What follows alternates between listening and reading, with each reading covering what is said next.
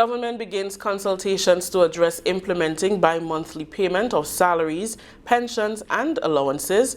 We'll have details to this story and more in the National Report.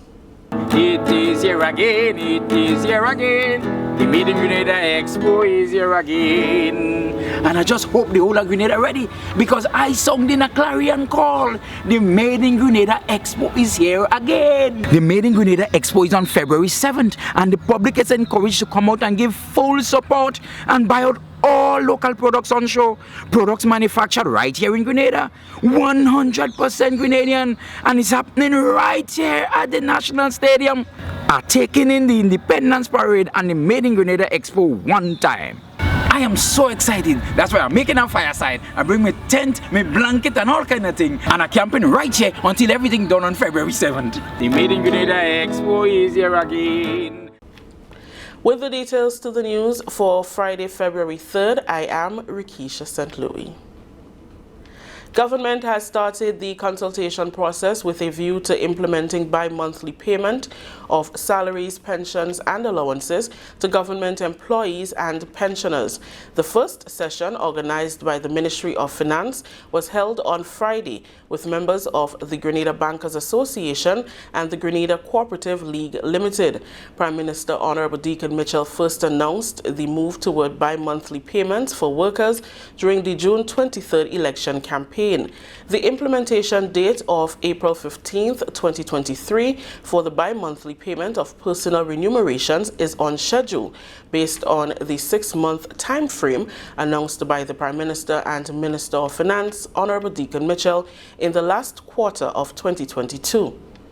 Consultations will be held with other key stakeholders, including public sector employees and their representatives, as well as representatives of private sector organizations.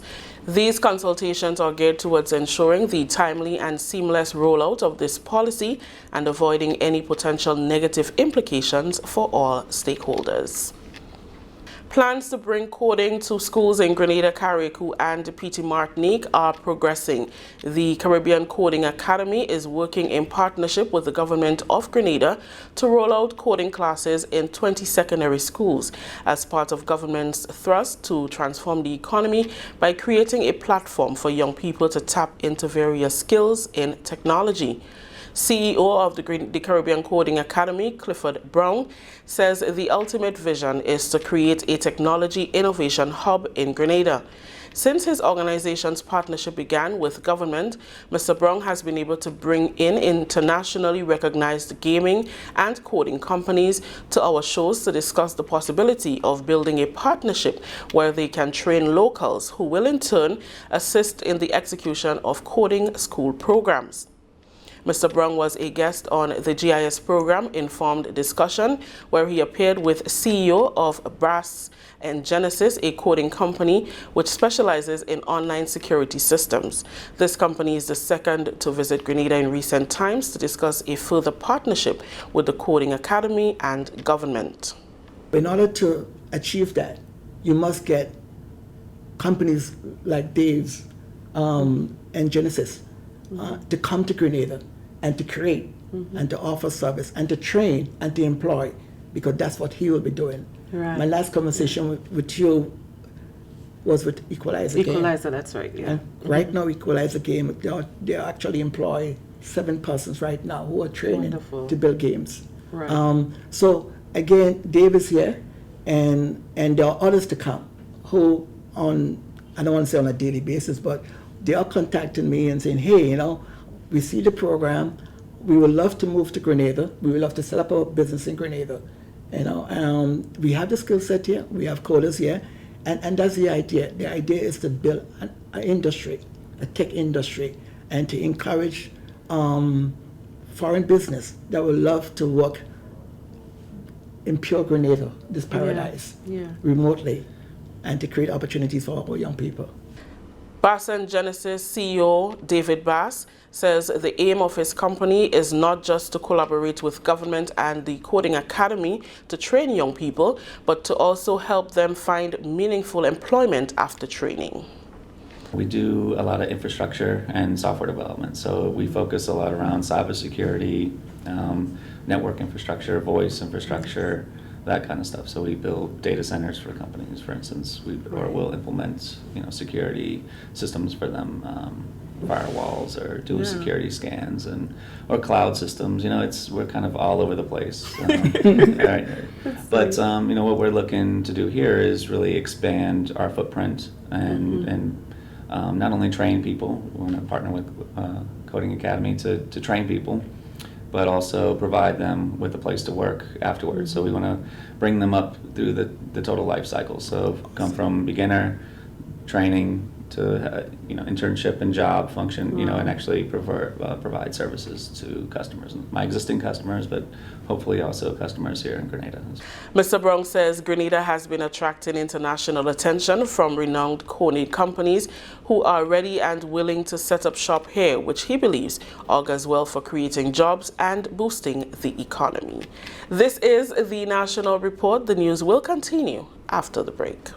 Paging all Grenadians at home and in the diaspora to be part of the journey to 50. Reflecting on the past, planning for the future as we get ready to celebrate our 49th anniversary of independence. Tuesday, February 7th, 2023. Events to be observed for our 49th anniversary of independence include table tennis tournament at the CSA building, February 3rd and February 4th. Independence Calypso Finals, Sutter's Bus Terminal, 8 p.m. February 3rd, February 4th. Open water swimming competition, Grand Mall Beach at 9 a.m. and beach tennis at Grandad's Beach from 11 a.m. Also the Independence Boxing Tournament, February 4th, 8 p.m. at the Youth Center, National Independence Church Service, Grenada Trade Center, Sunday, February 5th, 3 p.m. National Colors Day, the Inter-Ministerial Display, and the 49 Cultural Extravaganza, 7 p.m. at the Granville Bus Terminal, February 6th. Then the Made in Grenada Expo, Military Parade and Rally, 10 a.m. at the Kirani James Athletic Stadium, Tuesday, February 7th. Happy 49th, Grenada.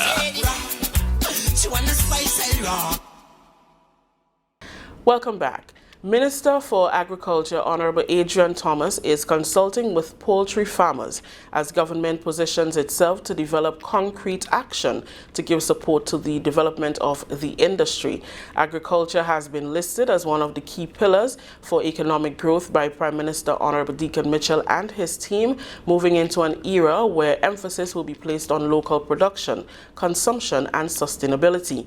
The first in a series of engagements with poultry farmers was held in St. Andrew on Thursday to pave the way toward a vibrant industry that would potentially improve the lives and livelihood of sector-dependent farmers. Acknowledging the work done over the past years, Minister Thomas said the consensus of farmers will be tailored into action plans and policies by government to improve the poultry industry. Within 90 days from this meeting, the Ministry of Agriculture should have some concrete positions, policies on many of the issues and concerns that the farmers are raising re poultry. We understand and we know quite well that the issue of poultry production is very important. And it's not because we want to make it important. The statistics and the data have shown that Grenadians are sort of addicted to poultry. Every single day people eating chicken. And yet for all, we only produce about 8%. This administration, in no doubt, is prepared to make agriculture and poultry production a reality. We have identified the problems. We know what the problems are. Doing nothing about it is not an option. Poultry farmers turned out at the Deluxe Cinema in Grenville and shared concerns in several areas, including labor, production challenges, and access to financing, feed, and others. I believe that marketing board could collect all the chickens, buy it from the farmers, process the chickens, and distribute the chickens, maybe to country cold store or the other facility. Poultry has the opportunity to replace money circulation from the bananas that we lost. And it's an opportunity that's been there for years. Previous government has worked on it. I know people at the head table have worked on it. You know, the last kind of hurdle that we had with the previous administration was capacity and the feed. I have a proposal for the government, and it's a very simple proposal to implement the policy. The policy simply states that 40% of the market share would be reserved for local farmers, assuming they can meet the demand. As you mentioned, in your field visit yesterday, you saw infrastructure available already there where the production can be achieved. Now, with what we have done, we have about a 3-month lead time where the government will know, yes or no, will the local farmers be able to produce this much poultry?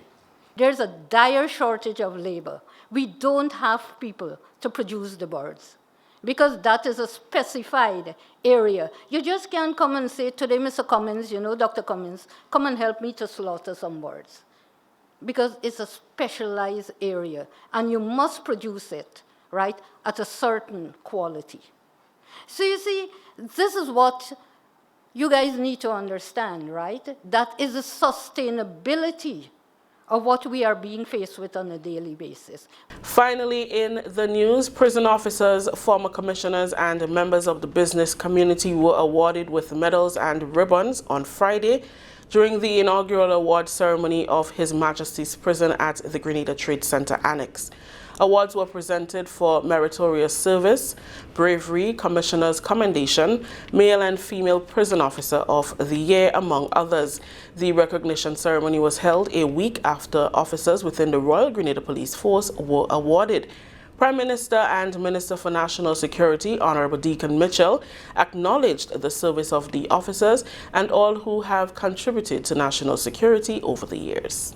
Let me say congratulations to the Commissioner and the prison staff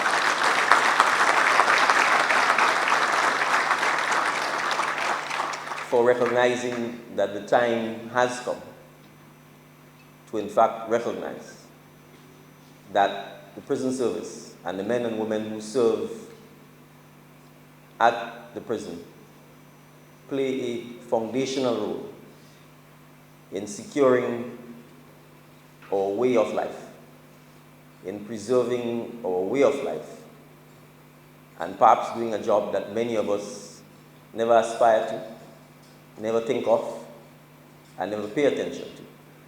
But without it, many, if not all of us, will not have the quality of life and the comfort of national security and safety that we take for granted. Prime Minister Mitchell also commended the officers on the commitment to serve the state amidst past and current challenges. He gave government's pledge of continued engagement and support. I visited the prison as a private citizen, and there is no doubt in my mind that you are in fact offering your service under incredibly difficult and challenging circumstances. And yet still you do so